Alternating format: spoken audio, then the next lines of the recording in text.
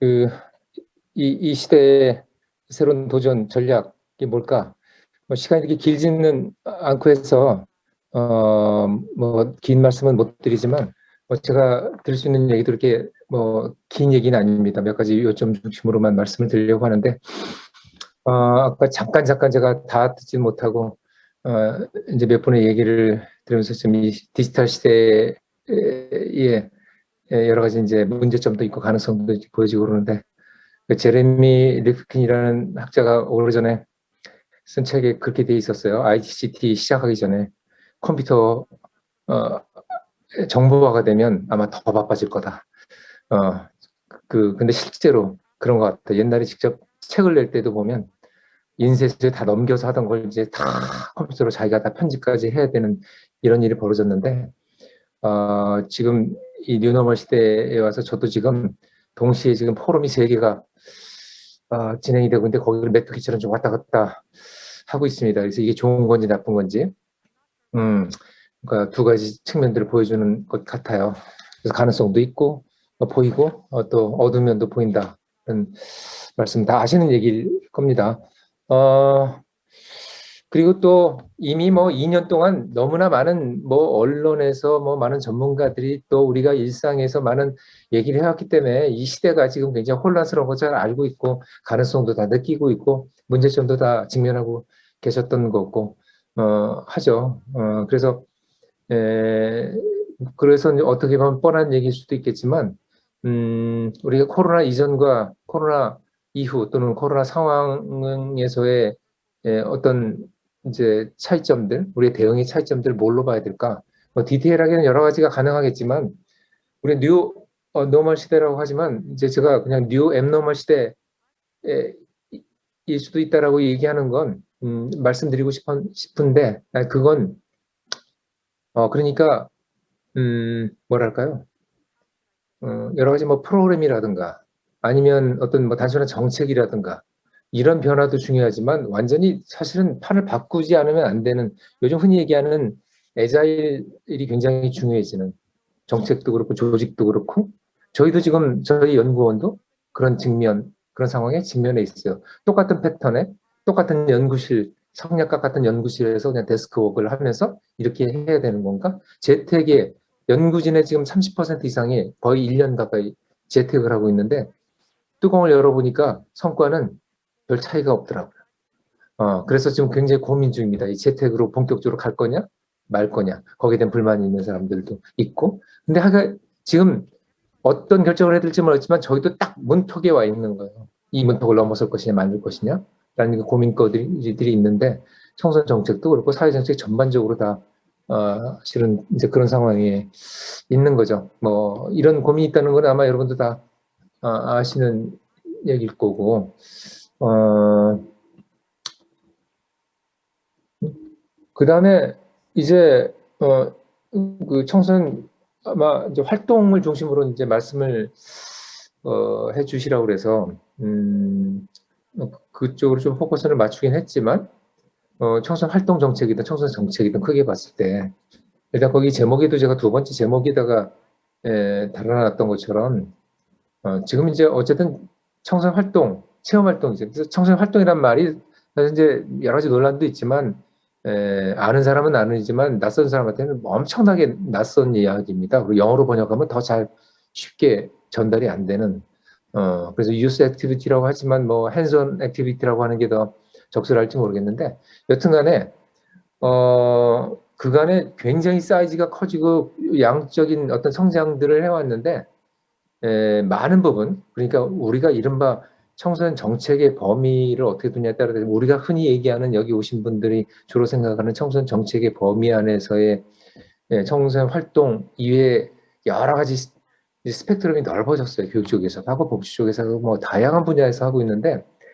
사이즈가 커지면서 질적으로 고양된 이런 서비스들도 많지만 일단 제가 가끔씩 외주화라는 표현을 쓰는데 부수화라는 표현을 쓰는데 이제 부수에 갇혀 있는 그러니까 어떻게 보면 학교 교육을 넘어서기 위해서 뭔가 우리가 해왔던 건데 학교 교육을 닮아가고 있는지도 모르겠다. 그럼 부수화라고 표현을 좀 해보고 싶고요. 그다음에 아웃소싱이 굉장히 많다. 하는 거죠. 이 얘기를 하는 거는 그러니까 부스와 아웃소싱이 너무 치중될 때는 사실 질적으로 성장하기는 쉽지는 않다라는 이제 말씀을 드리기 위해서 이제 하는 거고,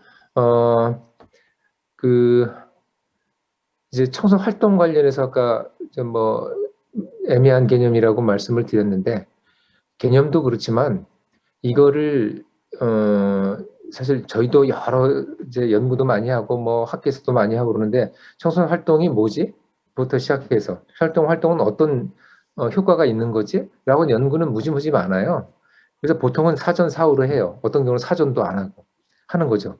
그래서 이만큼 이런 지표가 이 정도 성장했다 하는 건데, 제가 이제 원고에도 썼지만 실은 그 성장은 사전 사후 이런 것들은 아주 단기의 경험들이에요. 장기로는 어떻게 성장하지? 라고 하는 측면에 있어서는 사실은 굉장히 과학적으로 증명하기는 어렵다라고 하는. 그래서 뭐 굉장히 오래된 분이긴 하지만 존 드이가 많이 언급하잖아요. 러닝 바이 도잉이 얘기하면서. 근데 존 드이도 이 경험 학습이라는 게 되게 손에 잡히기 힘든 컨셉이다. 그런데 분명히 말하고 싶은 거는 뭐냐면, 모든 체험이 모든 경험 학습이 다 좋은 건 아니다. 질적으로 좋은 게 있는가 하면 그렇지 않은 것. 그래서 거기서 두 가지를 크게 얘기하거든요. 질적으로 좋은 거라는 건 여러 가지 방식이 있겠지만 일단은 지속성이 있어야 된다는 거 하고, 그다음에 상호작용이 있어야 된다라고 하는 이런 이야기입니다. 이거는 거꾸로 얘기해서 부스화하고 아웃소싱을 하면 이런 일들이 일어나기가 쉽지가 않다라고 하는 거죠. 이제 이런 질적인 어떤 그로 굉장히 수준 높은 어떤 프로그램이라든가 이런 실천 사례들이 많이 있지만, 최근에 제가 지역을 여러 지역을 이렇게 돌아다니면서 보면 역시 이 부스와 외주화가 상당히 규모가 커지고 있다. 그리고 또 하나는 뭐냐면, 그게 그 성과가 좋아야 아이들이 성장하지만, 뒤에서 말씀드리고 좀 말씀을 드리면, 전문가들, 즉 우리가 얘기하는 식으로는 청소년 지도자, 교사, 사회복지사, 이런 분들의 성장이 담보되지 않으면 아이들의 성장도 없다 하는 얘기인데, 그 성장이 어디서 담보되느냐? 그 얘기를 제가 이제 SC 경우를 들어서 이제 말씀을 드렸는데, 이 학교하고 청소년 현장하고만 코어를 해야 되는 건 아니지만, 이 두 영역의 코어도 사실은 지금은 빈번한 횟수가 상당히 많아졌지만 아주 유기적으로 협력하는 사례들은 그렇게 많이 보지는 못했어요. 근데 이제 SC에서 제가 컨설팅 하면서까지 진행하는 건 뭐냐면, 여러 가지 방법이 있겠지만 이제 강사가 들어오거나 프로그램이 들어오거나 나가거나만 해가지고는 교사도 성장이 없고, 그다음에 이런 뭐 우리가 흔히 뭐 마을 교사라고 하던가 아니면 청소년 지도자들도 별로 성장이 없다는 거죠. 그래서 같이 뭔가 코업을 해야 되는데, SC 사람이 뭐냐면 SC의 중고등학교, 그 지역에 있는 중고등학교 선생님들하고 마을에 있는 지역 전문가들하고 같이 커리큘럼을 만드는 거예요. 그 체험 활동에 관련된, 청소년 활동에 관련된. 이 만드는 과정이 그게 순탄하지는 않아요. 서로 보는 시각도 다르고 굉장히 다른데, 이렇게 만들어가는 공동의 작업 자체가 상당한 전문가들의 성장을 가져오더라. 이 성장이 가져오게 되니까 이제 아이들의 성장도 담보가 되는 거죠. 이 성장이라고 하는 건 여러 가지로 설명할 수 있지만 뭐냐면, 예를 들어서 요즘은 뭐 혁신교육지구든 뭐 진로교육이든 외부 자원이 학교로 많이 들어가요. 엄청나게 들어오지만 선생님들은 이게, 그래서 전반적으로 이게 아이들에게 어떤 도움이 되지? 어떤 방향으로 가고 있는지에 대한 방향성이 별로 없는 거예요. 방향성이 있다고 해서 다 성공하는 건 아니지만, 일단 우리가 어느 길을 가고 있는지도 잘 모르는 경우가 상당히 있거든요. 그래서 SC에서 뭘 하느냐면, 여러 가지 같이 연계하는 사업들이 있는데, 이게 어떤 방향성을 갖는 건지, 어떤 편제를 가지고 있는 건지, 그리고 3년 동안 또는 6년 동안 어느 목표로 가는 것인지, 여기서 아이들은 어떤 성장치를 보여주는 것인지, 그걸 이제 거기서는 어떤 식으로 하냐면 이런 작업을 페르소나 방식으로 해요. 그러니까 뭐냐면 뭐 데이터를 가지고 하는 게 아니라, 여러 가지 여기서 하는 프로그램들이 있는데 이런 프로그램 했을 때 가상의 시나리오를 하는 거죠. 이 아이가 이제 뭐 미래의 꿈에 대해 좀 더 생각하게 되고, 좀 더 그걸 중심으로 해서 좀 더 전문가들과 만나서 인터뷰도 하고 상담도 하고 하면서 이렇게 성장해가는 모습을 쫙 그려보면서, 여러분이 마을하고 같이, 지역하고 같이 한다라고 하는 거는 이런 성장의 목표를 가지고 있는 거다. 이런 걸 이제 하는 게 이제 SC의 얘기다. 이런 말씀 더 길어져 거의 여기서 마치겠습니다. 그리고 이제 디지털 디바이드 이제 디지털 격차 문제도 여전히 중요하고 근데 이제 뭐 여러 가지 사실 뭐 복잡한 상황이 있어요. 근데 먼저 여기서 이제 매튜 이펙트를 먼저 말씀드리자면 이거는 이제 뭐 사회학에서는 이런 거는 뭐 많이 얘기된 거지만 뭐 빈익빈 부익부익인 거예요. 그러니까 정보 격차도 이미 ICT 시작했을 때부터 정보 격차 문제 계속 나왔잖아요. 그런데 지금 이제 뭐 흔히 뭐 4차 산업혁명 그다음에 메타버스 대이용하고 있는 메타버스 시대에 들어오면서 과연 어떻게 될 건가? 그리고 온라인 교육도 굉장히 많아지고 그런데 이런 상황에서 굉장히 신기술이 만들어지고 그다음에 심지어 AI 기반으로 해가지고 맞춤형으로 하는 서비스들이 굉장히 많아지고 있음에도 불구하고 사실은 결국 그 격차는 해소되지 않더라.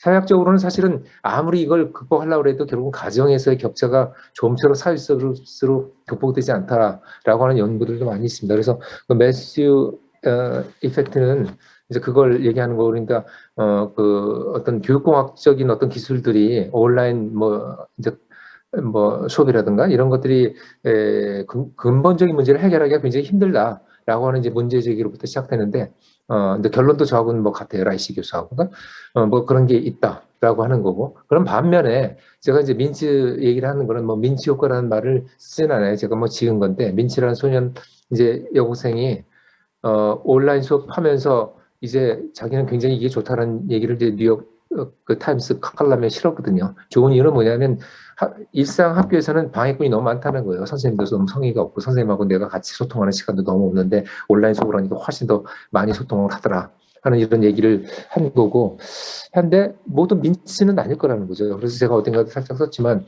민치가 있는가 하면 민치를 괴롭히던 친구들도 있을 거란 말이죠. 이 친구들은 그럼 제대로 적응을 하고 있을까? 실제 한국에서 그렇게 조사를 해보면 아이들이 대체로 뭐 정확한 건 아니지만 7대 3 정도에서 7 정도는 온라인이 싫다.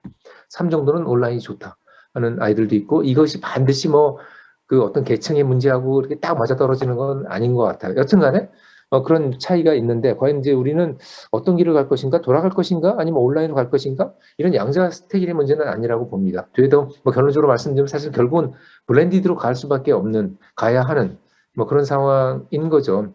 라이시 교수가 썼던 표현이 굉장히 재밌어서 제가 그 첫 번째 그 워딩으로는 이제 putting rockets on butterfly wings라고 써놨는데 그러니까 나비 날개에다가 로켓 달아주는 꼴이다 현재. 그러니까 뭐냐면 완전하지 못한 그러니까 그 테크놀로지로 이 교육의 문제를 다 풀 수 없다는 얘기를 사실은 한 거예요. 그러니까 온라인 교육, 뭐 무크도 있고, 뭐 에덱스도 있고, 코세라도 있고, 유다시도 있고, 또 뭐 유튜브 엄청나게 많잖아요. 우리 K무크 시작했고, 위대한 수업, 굉장히 좋은 수업 많고, 그다음에 최근에 엄청난 뭐 르이드라고 하나요? 르이드 튜터라는 영어 프로그램 있잖아요. 그 뭐죠? 그 토익 프로그램.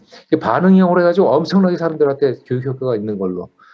나와 있죠. 그런데 이런 것도 있고 최근에는 미네르바 스쿨이라든가 뭐 MT 몬드라고 팀 아카데미라든가 이런 온라인 스쿨에 대한 관심도 굉장히 많아지고 그래서 굉장히 파워풀한 도구가 되는 것만은 분명한데 여기도 보면은 늘 적어도 동기가 없거나 또는 계층적으로 저소득층이거나 그러면 접근하는데 한계가 많이 있더라라고 하는 거죠. 그러니까 근본적으로 이런 기술들이 이런 정보 격차들을 만들어 해소하지는 못한다 하는 얘기를 하는 거예요. 그런데 그런 반면에 동시에 지난 2년 동안 이제 여러 사례들을 이렇게 쭉 보면 또 그렇지 않은 사례들도 많이 있어요. 예를 들면 뭐 다문화 학생이라든가 학교 밖 청소년들 같은 경우에 학교에서 잘 적응하지 못하는 친구들이 온라인 수업을 하면서 그러니까 약간 프라이버시가 지켜지면서 어떤 그 수업에 대한 두려움들 이런 것들이 제거된 거겠죠. 그래서 이제 부정적인 어떤 또 소극적인 이런 것들이 없어진 사례들. 그러나 모든 대상들이 그렇게 그런 경험을 한 건 아니죠. 더 문제를 많이 겪었긴 했겠지만 그런 케이스들이 있더라라고 하는 거고 그 다음에 이게 굉장히 확장일 수밖에 없는 게 그래서 이제 지역이라고 하는 문제도 이제 지역의 벽이 보더라인이 경계선이 완전히 무너진 거 아니겠습니까? 여기 뭐 성담이었지만 성담의 경계도 이제 완전히 무너진 거죠. 여기서 한 서비스가 온라인으로 가면 성담이 아닌 곳에서 서비스를 받는 것이니까. 근데 어쨌든 그 우리 국내 지역을 넘어서 가지고 이제 외국에 예를 들면 최근에는 뭐 굿네이버스나 이런 데서도 개발도상국 이런 쪽에 서비스를 해주고 있어요. 근데 아주 저가로 할 수 있는 거죠. 그리고 또 아주 쉽게 접근할 수 있고, 그다음에 해외 이제 그 재외 한인 청소년들한테도 못하던 상담 서비스도 하게 되고 하는 이런 가능성이 열렸기 때문에 우리가 서비스의 영역이라든가 서비스의 방식이라든가 이런 것들을 이제는 판을 깰 수밖에 없는 상황에 왔다. 라고 하는 거고, 메타버스가 주는 이제 뭐 신비로움도 있고 또 혼돈스러움도 있어요. 그러니까 메타버스 하니까 뭐 ICT의 모든 걸 갖다 다 잡아놔가지고 막 메타버스 이렇게 하는 경우도 있는데, 그래서 좀 혼돈스러운 부분이 있지만, 메타버스를 굉장히, 저희 원도 최근에 이제 메타버스로 굉장히 좀 터닝을 좀 하려고 하고 있는데, 그리고 또 굉장히 효과도 있고, 그런데, 예를 들면 몇몇 학교에서 메타버스 캠퍼스를 만드는데 아이들이 직접 거기서 만들어가지고, 자기들이 캠퍼스를 운영하고 하면서 진짜 신나게 만드는 이런 공간들을 만들어 가고 있어서, 이것도 청소년 활동 영역에 당연히 들어가야 될 뭐 그런 거라고 봐요. 메타버스에서 모든 것을 할 수는 없지만 메타버스를 이용해서 더 많은 것을 할 수 있는 것만은 분명하다. 그러나 뭐 메타버스냐 온라인이냐 아니면 오프라인이냐 이런 선택지가 아니라, 아까도 말씀드렸던 것처럼 우리가 가야 될 길은 확실히 블렌디드라는 건 분명한 것 같아요. 예, 그래서 온라인 또는 디지털화가 가져오는 뭐 단점도 있긴 하지만, 문제는 단점은 뭐 여러 가지 뭐 사악한 그룹들의 어떤 뭐 그런 문제들도, 범죄 연관된 뭐 그런 것도 있긴 하지만, 어쩔 수 없이 우리가 맞닥뜨려야 될 현상이라고 보고, 그걸 좀 슬기롭게 어쨌든 이제 지혜롭게 뭔가를 우리가 구축해 가야 될 텐데, 그냥 블렌디드가 답이다. 그래서 이제 사진 하나 보여드리면, 이게 이제 별미리 학교라는 데서 하고 있는데, 아이들이, 선생님들은 뭐 손도 안 대는 거예요. 선생님이 낄 수도, 아이들이 너무 신나게 하니까. 그리고 뭐 가르쳐 줄 수 없어. 게더타운에서 하고 있는 건데, 저희도 게더타운에서 오피스를 만들었는데, 직원들도 굉장히 좋아합니다. 생각보다 굉장히 많은 것을 할 수 있어요. 제페토나 이런 거하고는 조금 상황이 굉장히 다릅니다. 그래서 오히려 교육적인 용도로서는 상당히 좋다라고 하는 거고, 올해 내년에는 청년 지도자분들하고도 같이 이걸 뭐 공간을 좀 만들어 가려는 좀 계획을 가지고 있습니다. 자, 그런데 이런 공간의 가능성과 또 문제 동시에 있는데, 이제 최근에 마지막 이제 결론적으로 말씀드리고, 아까 SCT에서도 말씀드린 것도 결국 그거있는데, 결국은 온라인이든 뭐든 그 지도자들이, 전문가들이 성장하는 구조를 가져야 된다는 거예요. 근데 그거를 이제 어떻게 할 거냐. 사실 중앙에서도 이걸 별로 하지 못해요. 우리 연수라는 게 있긴 하지만, 연수가 너무 고전적인 방식으로 하고 있기 때문에 별로 좋지 않다. 그래서 제가 사실 아카데미라는 말을 별로 쓰고 싶지는 않은데, 여튼간에 뭐 제한적인, 아직 뭐 용어는 아직 만들지 못했지만 콜레로티브 어카데미라고 이렇게 해서, 이제 여튼간에 협력적으로 하는데, 그거는 뭐 수업을 듣거나 그런 게 아니라 굉장히 가벼운 형식으로 애자일의 정신을 좀 발휘해가지고 이제 전문가들하고 쉽게 만나는 거고, 저희 원이 하고 제가 지금 운영하고 있는 학교에서 지난달부터 시작을 했어요. 그래서 굉장히 반응도 좋고, 많은 전문가들이 쉽게. 그런데 또 하나는 뭐냐면, 이제 지역적 경계가 완전히 무너졌다는 거죠. 부산, 제주, 외국 뭐 계속 언제든지 쉽게 짧게 만날 수 있다. 그래서 이런 네트워크들을 만들어내는 것, 그래서 SCT에서 보여주는 그런 가능성들도 한 7, 8개월을 계속 컨설팅하고 만났는데, 처음에 딱 만나고 거의 만나지 못했어요. 근데 온라인상으로 만나보니까 만남의 횟수도 많아지고, 그러다 보니까 좀 더 어떤 그 양질의 성과를 낼 수도 있었다. 라고 하는 것. 그리고 이제 반드시 거기에는 우리가 그 스펙을 넓혀야 돼. 지역적인 스펙도 넓혀야 되지만, 청소년 지도자는 지도자끼리 만나면 성장이 제한이 된다. 교사하고도 반드시 만나야 되고, 사회복지사, 지역의 기업인 뭐 다양한 사람들하고 같이 만나서 성장의 네트워크를 만들어야 된다. 라는 말씀으로 마치겠습니다. 죄송합니다. 너무 막 그냥 서둘러서 온 것 같습니다. Thank you for listening, everybody.